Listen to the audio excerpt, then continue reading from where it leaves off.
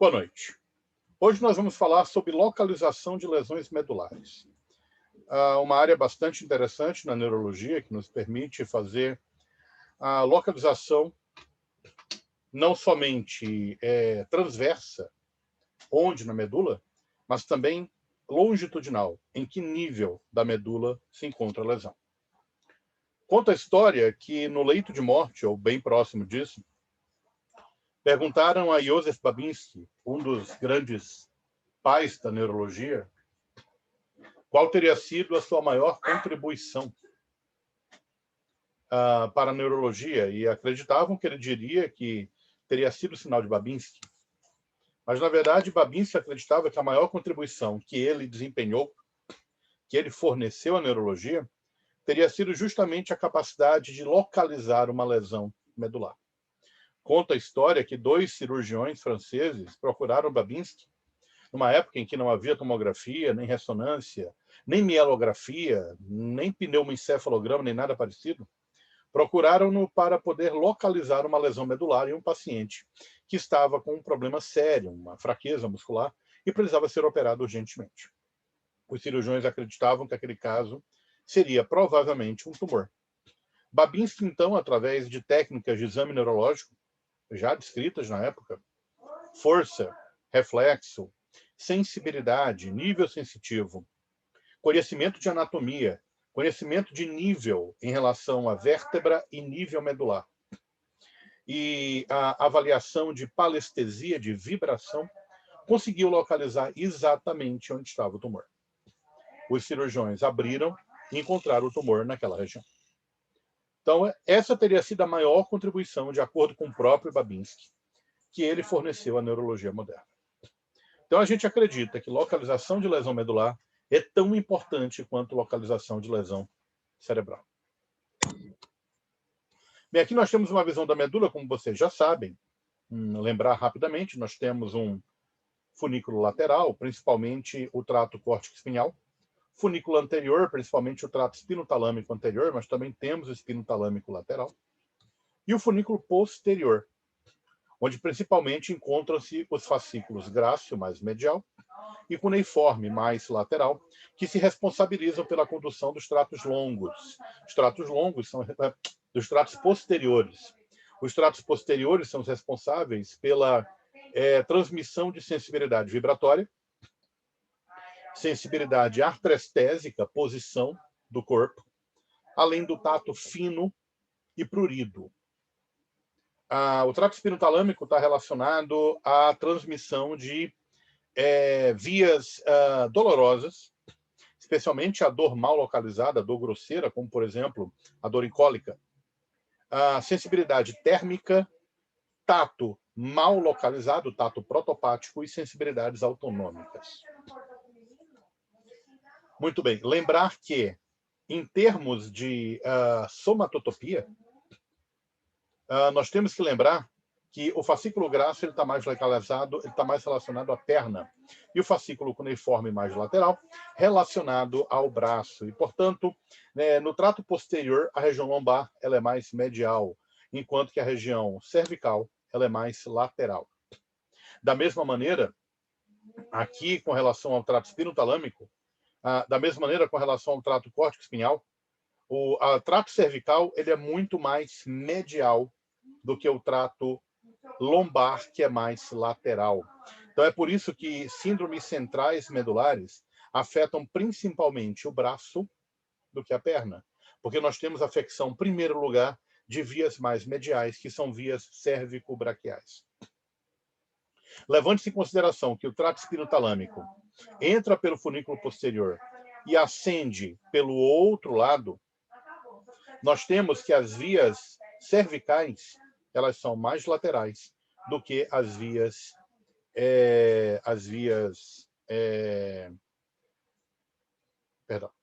lombares e as vias sacrais.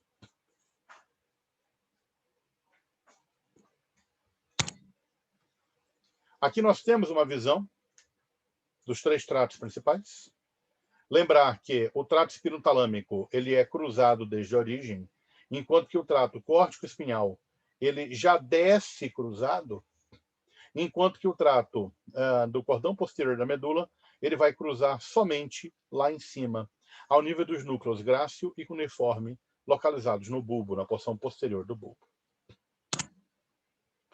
A síndrome medular clássica, ela se caracteriza basicamente pela tríade de fraqueza abaixo da lesão, perda de sensibilidade para todas as modalidades abaixo da lesão e alterações esfincterianas, de bexiga e de rego.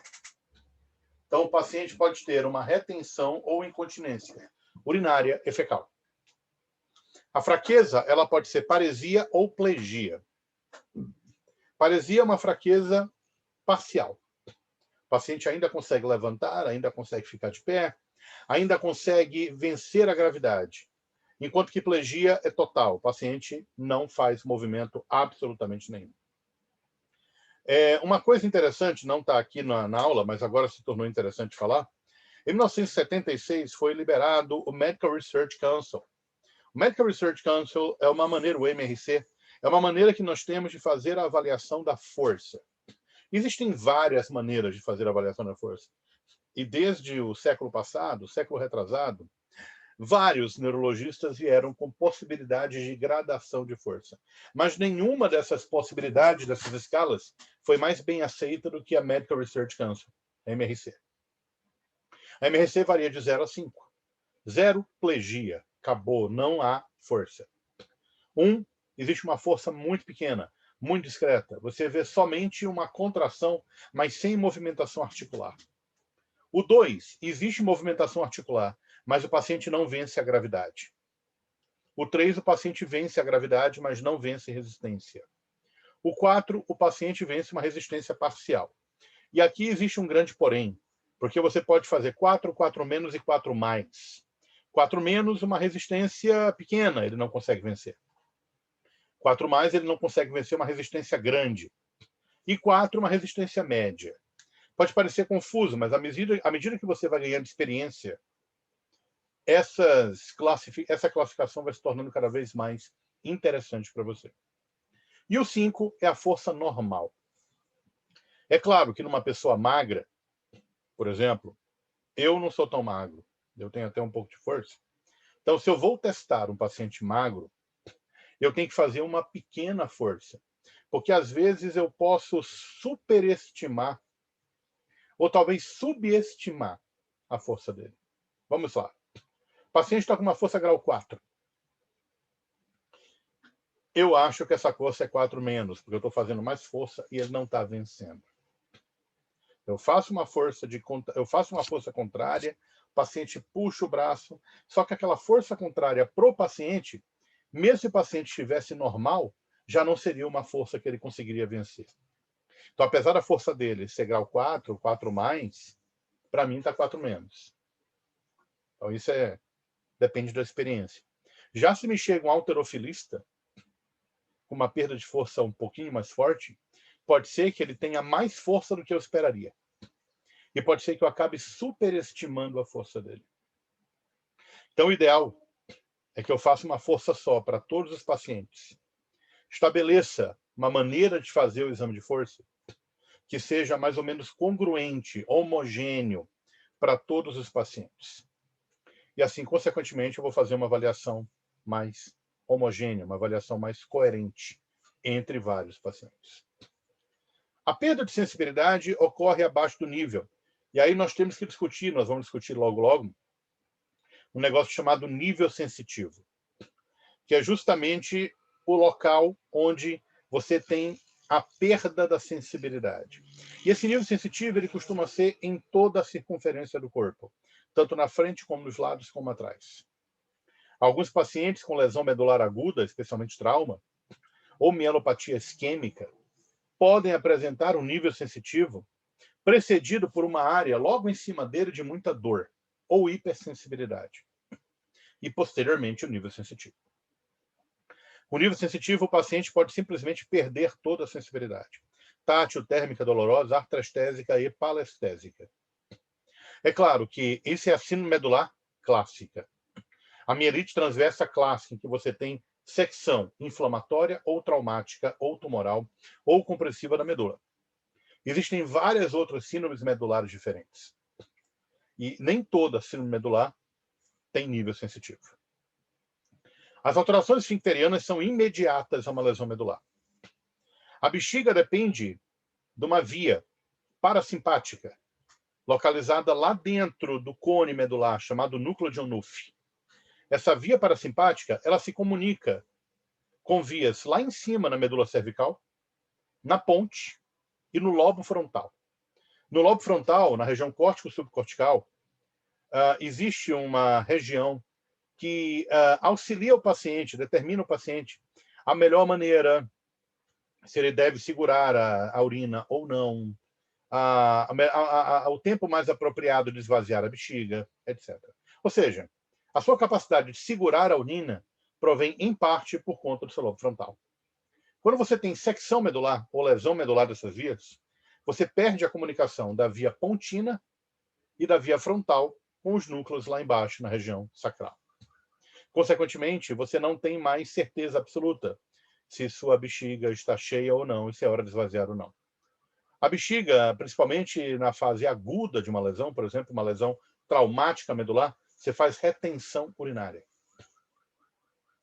E faz retenção fecal. Não é raro pacientes com lesão medular, ou pacientes com trauma craniano, ou pacientes com trauma raquimedular após um acidente de carro, por exemplo, aparecerem com bexigoma. E você tem que passar uma sonda. Posteriormente, a bexiga desenvolve-se em bexiga neurogênica, em que você tem um detrusor, o músculo da bexiga hiperativo, e um trígono, o músculo onde está localizado o esfíncter vesical interno, que é o músculo liso, também hiperativo. E aí você tem pacientes que fazem bexiga detrusor, um detrusor ativo, juntamente com Boa noite, André. Um detrusor ativo, juntamente com um trígono hiperativo, e aí o paciente acaba tendo dor, porque o paciente tenta urinar, tenta empurrar a urina, a bexiga contra um trígono fechado. Então, ocasionalmente você tem uma dissinergia trígono-detrussora. Ou seja, o paciente tenta empurrar a bexiga, o detrussor, tenta empurrar a urina contra o esfíncter fechado. Isso às vezes pode acontecer em pacientes portadores de lesão medular. Os pacientes podem ter também incontinência fecal. E a incontinência fecal pode acontecer, por exemplo, por estímulo. Hidock descreveu o famoso reflexo em massa, chamado de reflexo em massa de Hidock. Você, por exemplo, faz um estímulo doloroso, um estímulo tátil um pouco mais vigoroso, na perna, no pé ou na coxa, e o paciente faz a famosa tríplice flexão, flete a coxa no quadril, flete o joelho na perna, flete, dorsiflete o pé, faz o Babinski, urina e defeca. Isso é bem clássico de lesão medular extensa, e principalmente lesão um pouco mais antiga. Alterações de libido, priapismo, ou não, mas alguns pacientes podem apresentar priapismo como manifestação de trauma, mas é muito mais comum que você tenha mesmo a impotência sexual, perda de lubrificação vaginal, anorgasmia ou outras alterações relacionadas à função sexual também podem acontecer. Choque medular é quando você tem subitamente uma lesão medular. Isso é muito mais comum em trauma. Então, no trauma, você tem lesão medular. E aí, o que acontece? Imediatamente, você perde a força, completamente abaixo do nível da lesão. Perde a sensibilidade, abaixo do nível da lesão. O paciente fica com reflexos completamente abolidos. Inicialmente, você tem a abolição de reflexos. Então, choque medular se caracteriza por retenção urinária, retenção fecal, arreflexia, perda de sensibilidade e fraqueza. A reflexia abaixo do nível da lesão. O choque medular pode levar dias a semanas, e após dias a semanas, ele acaba evoluindo para um quadro de mielopatia, cujas características são essas aqui. Aparesia ou plegia, né? Lembrando que a paresia é fraqueza incompleta e plegia é fraqueza completa, abaixo do nível da lesão. A perda da sensibilidade. Mas aí você, na mielopatia crônica, ou após passar o choque medular, você tem reorganização medular e você começa a apresentar reflexos não condicionados ou reflexos não controlados por estímulos corticais. Então, você tem reflexos tendinosos exacerbados. Hoffmann, Tromina, cutâneo plantar extensão e o clonus. Isso eu tenho que mostrar para vocês. Mas eu não estou com nenhum vídeo aqui, eu também não achei nenhum vídeo interessante. Isso a gente vai... Provavelmente eu vou fazer um vídeo com a gente, com o exame neurológico.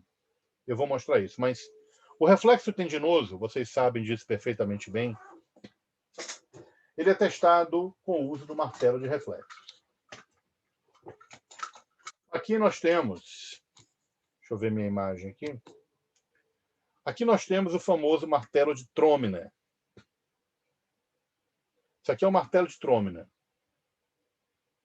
Não está aparecendo muito bem? Aqui. Então aqui nós temos o martelo de Tromina.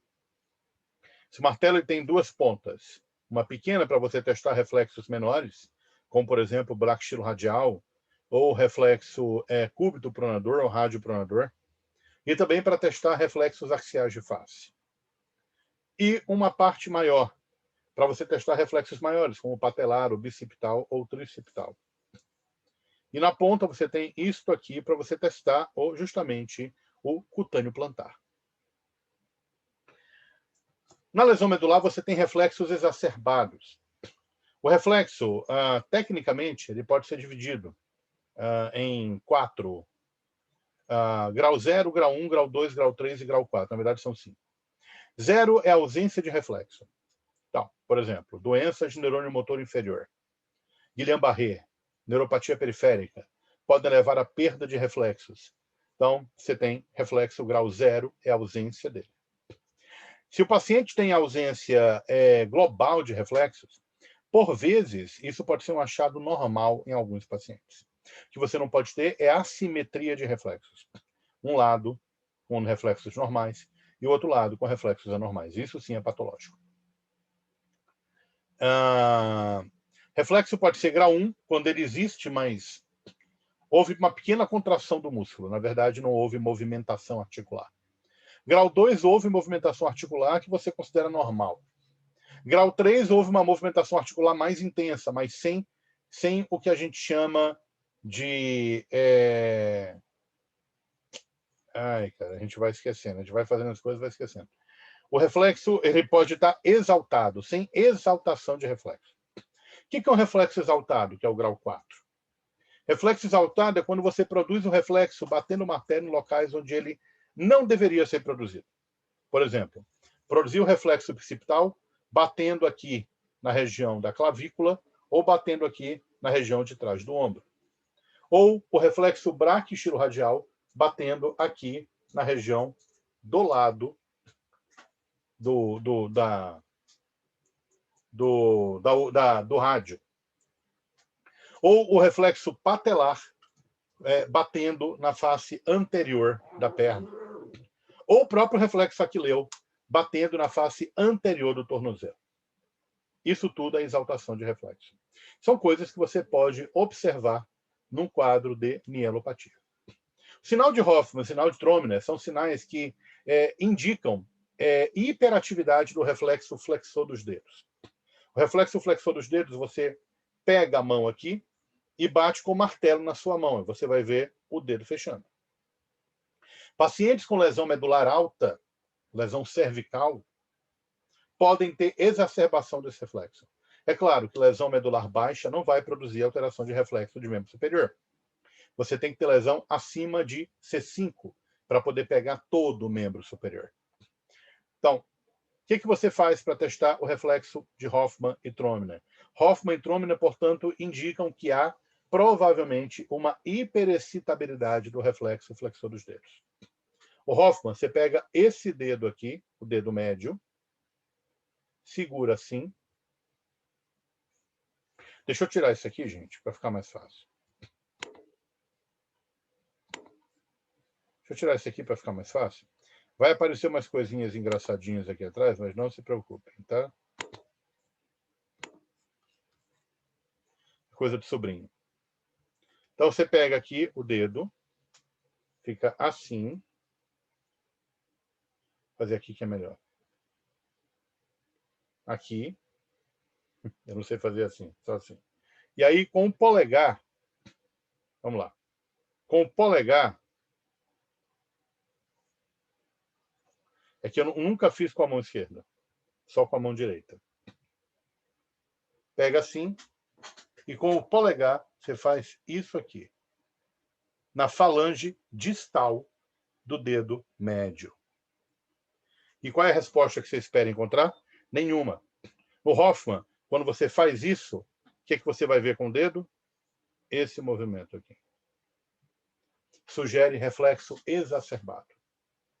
Trominer, você pega o dedo e você faz isso aqui. Levanta o dedo. Você pega o dedo, segura o dedo do paciente e faz esse movimento para cima. E aí você vai ter a mesma resposta exacerbada. Então, a presença de Hoffman e Trominer sugerem lesão de vias motoras. Sugere lesão de neurônio motor superior.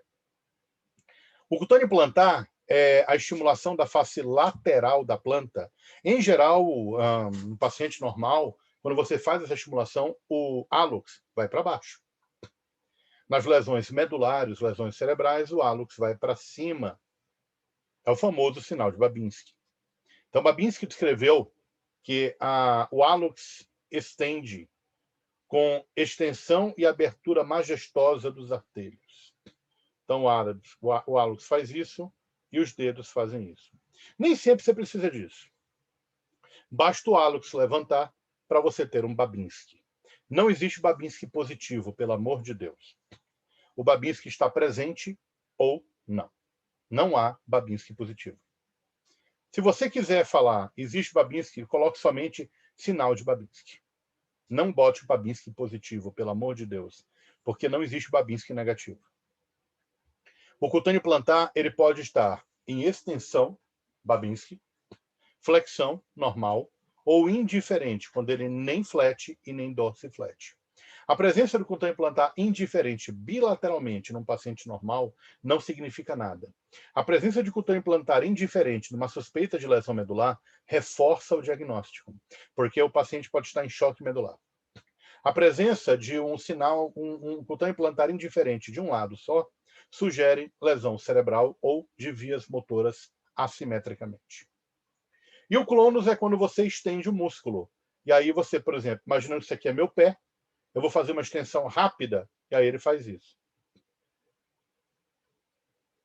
Esse movimento é um movimento justamente reflexo por perda da aferência dos fusos neuromusculares lá para cima, ou seja, perda do controle cortical, e porque você tem uma exacerbação do reflexo medular. Então, a presença de reflexo tendinoso exacerbado, Hoffman e Trominer, cutâneo plantar e clonus patelar e aquileu caracterizam classicamente, bilateralmente abaixo do nível da lesão, uma síndrome medular. Mas nem toda síndrome medular possui esses sinais. Eu tenho pacientes, por exemplo, com síndrome medular que tem somente ataxia. Uma ataxia sensitiva, porque o paciente só tem afecção do cordão posterior da medula, mais nada.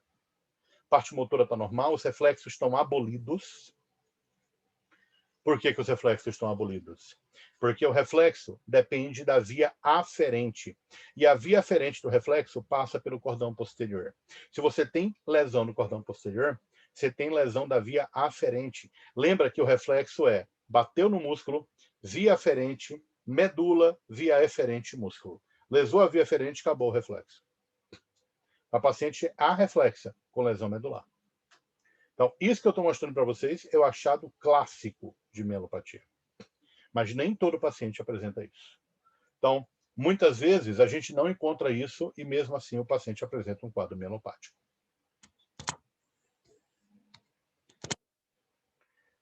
Nível sensitivo é quando você tem uma perda de sensibilidade a partir de determinado nível. É muito difícil você caracterizar um nível sensitivo muito alto ou muito baixo. O mais comum é o nível sensitivo na região tóraco-lombar. Por exemplo, o nível pode estar em T4. T4 é exatamente o nível do mamilo. T10 é o nível do umbigo. E T12 é o nível da pubis. Então, dependendo desses níveis, o paciente ele pode ou não ter uma síndrome medular. Então, se você encontrar nível sensitivo, você pode estar diante de um quadro medular pegando o trato espinotalâmico, ou pelo menos pegando a região central da medula. Algumas síndromes podem dar falso nível sensitivo, porque você tem lesão de nervo periférico simulando um nível. O clássico é o próprio Guillain-Barré, mas algumas neuropatias, especialmente de pequenas fibras, podem produzir isso também, porque você tem fibras aqui no abdômen, elas vão crescendo de cima para baixo em forma de tenda.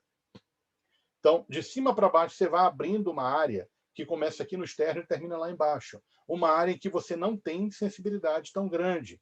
A sensibilidade fica mais aqui do lado de fora. E aí, consequentemente, você vai testar o nível somente na frente e você acha que o paciente tem nível sensitivo. Para saber se o paciente tem nível sensitivo de verdade, tem que testar na frente, do lado e atrás.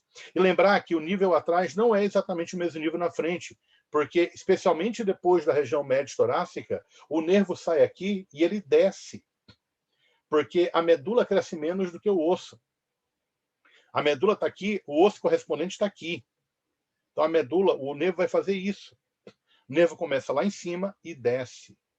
Vejam isso nos cadáveres. Observem nas aulas de anatomia. Observem que o nervo ele vai descendo. E ele não faz de maneira alguma transversal. Ele faz diagonal para baixo. Então, o nível, ele geralmente ele é um nível que começa em cima posteriormente e vai descendo em direção à região anterior. Então, o nível sensitivo ele tem que ser correspondente na frente, do lado e atrás, para que você possa determinar realmente uma síndrome medular. Lembrar que o nível pode ser unilateral, no caso de síndrome de Brown-Séquard. Quando você tem uma hemissecção medular, uma lesão de um lado só da medula, você pode ter um nível sensitivo que é somente de um lado, por conta de lesão somente de uma via espinotalâmica, uma via de sensibilidade tátil.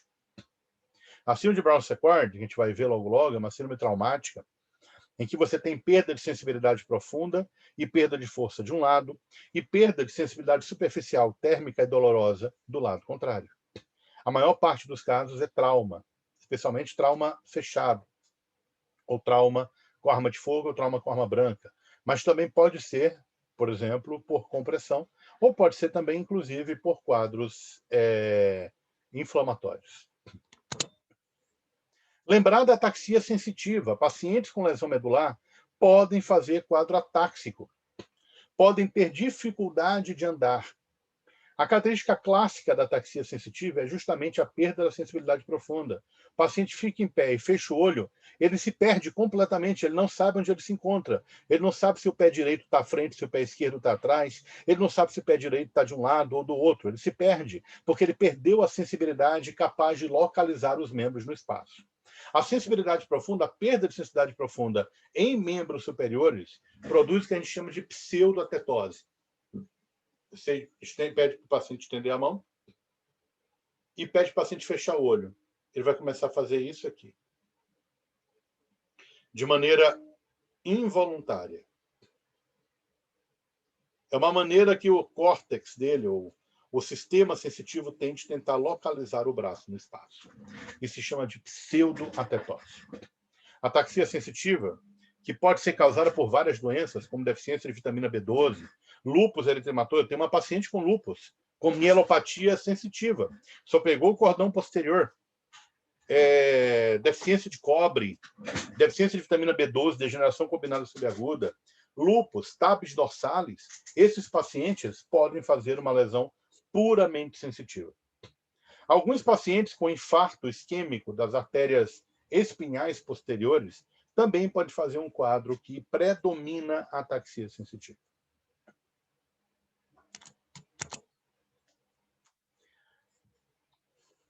Aqui lembrar das vias, da via posterior, né? A via posterior sobe e ela vai fazer a decussação ao nível do bulbo. Enquanto que a via anterior, trato espinotalâmico anterolateral, ele já entra e dá decussa imediatamente, subindo aqui pela porção lateral do mesencéfalo do bulbo, no próprio trato espinotalâmico lateral. Ambos acabam terminando no núcleo ventral posterior do tálamo, e de lá acabam indo para o córtex. Lembrar da via eferente, né? Sai dos neurônios motores, especialmente dos neurônios de Betz, localizados na lâmina 5 do córtex motor, mas também de vários outros neurônios que estão dispersos pelo córtex motor frontal, parietal, occipital, etc. Desce na forma de um trato córtico-espinhal, passando pela cápsula interna, posteriormente pelo mesencéfalo, e aí descendo e fazendo a famosa decussação das pirâmides no bulbo, e descendo pelo trato córtico-espinhal lateral. Famoso trato piramidal. Piramidal por causa da decussação das pirâmides. O nome é pirâmide porque se você vê o bulbo de frente, você vê, a decussação parece uma verdadeira pirâmide. Então, muito bem, a síndrome medular depende do acometimento medular. Qual é a parte da medula que foi acometida? E você tem várias situações. Também depende da localização da medula e se você tem mais acometimento de tratos ou de substância cinzenta, substância branca ou cinzenta. O paciente pode fazer uma tetraplegia quando você tem acometimento cervical. O paciente pode fazer uma paraplegia quando você tem um acometimento torácico. O paciente pode fazer uma síndrome de cone medular quando você tem um acometimento mais baixo. Então, aqui nós temos várias síndromes medulares. Aqui, por exemplo, a síndrome anterior clássica, causada por infarto da artéria espinhal anterior. Você vai ter uma perda de força e sensibilidade superficial, tudo abaixo da lesão, com manutenção da sensibilidade profunda. Aqui você tem a famosa síndrome do cordonal posterior, cuja característica principal é a perda de sensibilidade profunda, e que durante mais de 6, 7, 8 séculos foi dominada pelo diagnóstico mais clássico, sífilis terciária, produzindo ataves dorsais.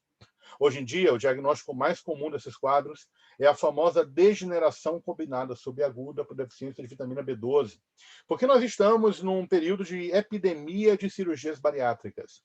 E muitos pacientes acabam sumindo no consultório dos cirurgiões ou acabam não tendo realmente o reforço vitamínico necessário. Esses pacientes acabam desenvolvendo uma deficiência de vitamina B12. Essa deficiência de vitamina B12 leva a perda de trato cortical, perda de trato cordonal posterior, alteração de trato córtico-espinhal, com fraqueza e hiperreflexia, e muitas vezes neuropatia periférica, daí o nome degeneração combinada subaguda. Pacientes com um quadro compatível com degeneração combinada subaguda, mas que apresentam vitamina B12, ácido metilmalônico ou homocisteína normais, que são as substâncias usadas para o diagnóstico, você tem que ir atrás de um outro elemento químico chamado cobre.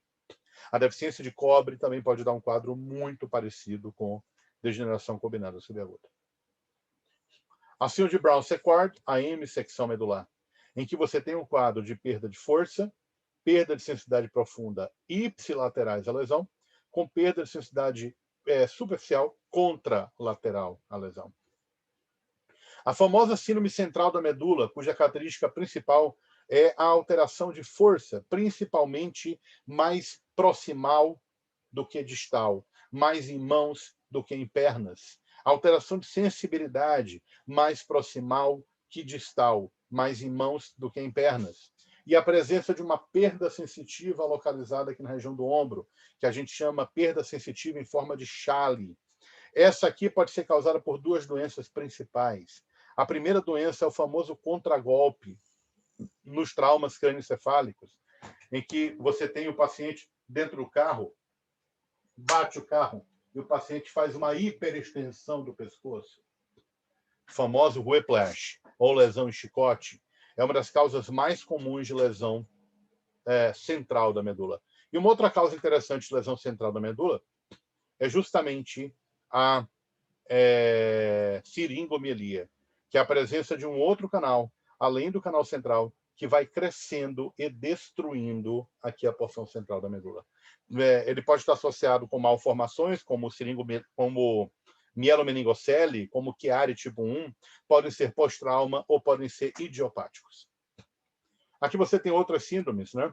A poliomielite, que pega somente a ponta anterior da medula, e a esclerose lateral amiotrófica, que você pode ter acometimento da ponta anterior e do trato córtico-espinhal, e dos quais não falaremos hoje. Lembrar da paraplegia incompleta ou completa. O paciente pode ficar paraplégico de maneira completa ou incompleta, quando você tem uma assimetria. Isso aqui é mais comum em lesões medulares traumáticas ou lesões medulares inflamatórias, onde não há uma secção completa da medula. A tetraplegia também pode ser incompleta ou completa. Brown-Sequard, síndrome central da medula, síndrome cordonal posterior e a síndrome do cordão anterior. Lembrar que a síndrome do cordão anterior é uma síndrome clássica. A causa mais comum é o infarto medular. Infarto por conta de alteração da artéria espinhal anterior. Vê-se isso com muita frequência em pacientes que submeteram a cirurgia de prótese aórtica. Cone medular é a parte mais baixa da medula, enquanto que a caudequina é o conjunto de todos os nervos que provém da região lombar e sacral em direção aos seus respectivos forâneos. A síndrome de cone medular e a síndrome de caudequina são muito parecidas, mas tem um pequeno problema. O cone medular é medula e, portanto, dá uma síndrome de neurônio motor superior, enquanto que a caudequina é nervo e, portanto, dá uma síndrome de neurônio motor inferior. E aí nós temos uma diferenciação muito rápida disso, né? Nos dois casos, você vai ter fraqueza, sendo que o neurônio motor superior, a fraqueza é mais distal, enquanto que o neurônio motor inferior, neste caso aqui, a fraqueza é assimétrica. Você pode ter fraqueza mais de coxa, por exemplo, do lado direito, e mais de pé do lado esquerdo, por exemplo, porque você tem acometimento diferenciado de raízes na síndrome de caudequina. Lembrar que no neurônio motor superior, o tônus está aumentado, o paciente evolui com espasticidade, que é uma coisa que eu não coloquei ali, mas na síndrome medular é clássico, o quadro espástico. Enquanto que no neurônio motor inferior, em geral, o tônus vai estar diminuído, ou talvez normal, mas é mais provável que o tônus esteja diminuído, por conta justamente de lesão do efetor. O efetor é o próprio nervo. Os reflexos do neurônio motor superior estarão sempre aumentados, hiperativos ou exaltados, enquanto que no neurônio motor inferior estarão normais, diminuídos ou abolidos. Neuropatia periférica, o reflexo pode estar abolido. Existem nervos que não servem reflexos, como o cutâneo lateral da coxa, o nervo ulnar, o nervo safeno. Mas existem nervos que servem reflexos, como o músculo cutâneo, por exemplo, o nervo radial, o nervo tibial, o nervo fibular, por exemplo, serve reflexo. Então, você tem que diferenciar as coisas. Geralmente, no neuromotor superior, o volume muscular é normal. Ao menos que o paciente não use o braço ou a perna, ou não use a parte afetada, aí você vai ter uma atrofia por desuso. Enquanto que no neurônio motor inferior, especialmente quando você tem lesão de nervo mesmo, axonal, não da bainha de mielina, ou quando você tem lesão do neurônio, do corpo neuronal, você pode ter atrofia, perda de volume, que pode ser de leve a grave. Vejam os pacientes com esclerose lateral amiotrófica. Os pacientes têm uma mistura de neurônio motor superior e inferior, mas depois de algum tempo, o neurônio motor inferior predomina e o paciente tem muita atrofia. O reflexo cutâneo plantar estará em extensão, ou pelo menos indiferente, nos neurônios motores superior, enquanto o neurônio motor inferior estará em flexão ou abolido, indiferente. O cutâneo plantar é um teste que se testa pegando, por exemplo, uma espátula quebrada, claro, para não ferir o paciente, e se faz um estímulo abdominal de fora para dentro, em direção ao umbigo. E você vê o umbigo ele se mover em direção ao estímulo. Pacientes com lesão medular têm abolição do reflexo cutâneo abdominal. Então, a lesão medular ela leva à abolição do reflexo cutâneo abdominal. Enquanto que a lesão de neurônio motor inferior não afeta o cutâneo abdominal. E a fasciculação estará ausente em neurônio motor superior. Neurônio motor superior não produz fasciculação, enquanto que em neurônio motor inferior pode estar presente em determinados casos, como lesões de motoneurônios e algumas lesões axonais. Então a gente acaba vendo a lesão de cone medular produz uma apresentação geralmente bilateral, com reflexos exaltados abaixo do nível da lesão, podendo haver dor, mas não é uma dor radicular, não é uma dor que segue um trajeto, não é uma dor em choque, é uma dor mais difusa, que o paciente não consegue caracterizar. Geralmente, existe muita dor lombar, porque você tem um quadro compressivo ou inflamatório. Pode haver impotência sexual, o que pode haver também na síndrome de Caldequina, se você pegar nervos responsáveis pela inervação parasimpática do pênis ou do clitóris.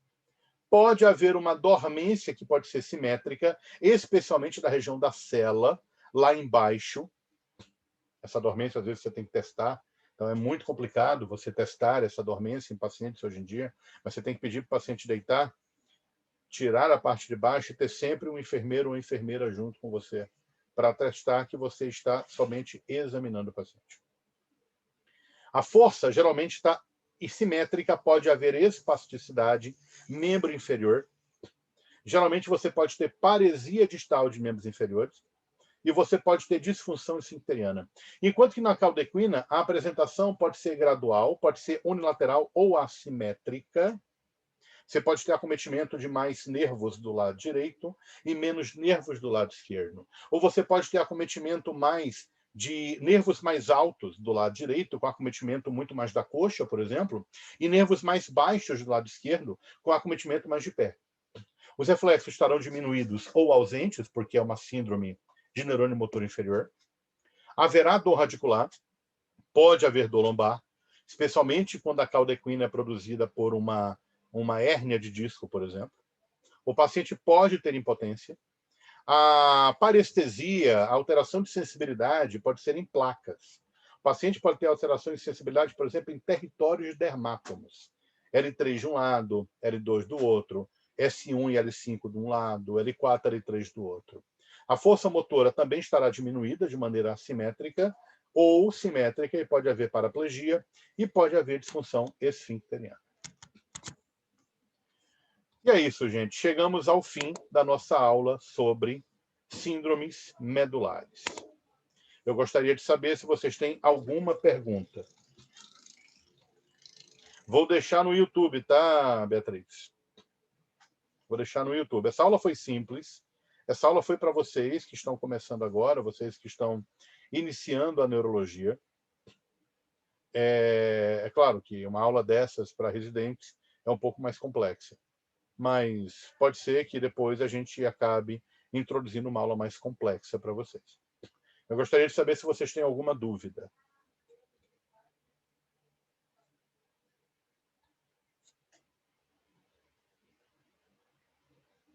Obrigado, Ana Luísa. Obrigado, Beatriz. Obrigado, André.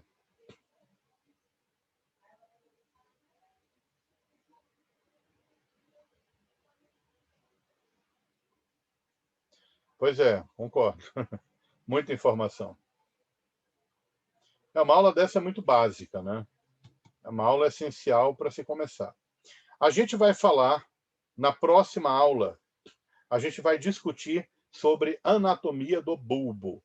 Tá? A gente vai começar tronco cerebral. A gente vai falar sobre a anatomia do bulbo, depois a anatomia da ponte, depois a anatomia do mesencéfalo. E aí a gente vai passar para outras coisas. Vamos fazer uma anatomia clínica, tá? Então, próxima aula, anatomia do bulbo, provavelmente na próxima segunda-feira. Muito bem, gente. Muito obrigado, uma boa noite para vocês e até próxima semana.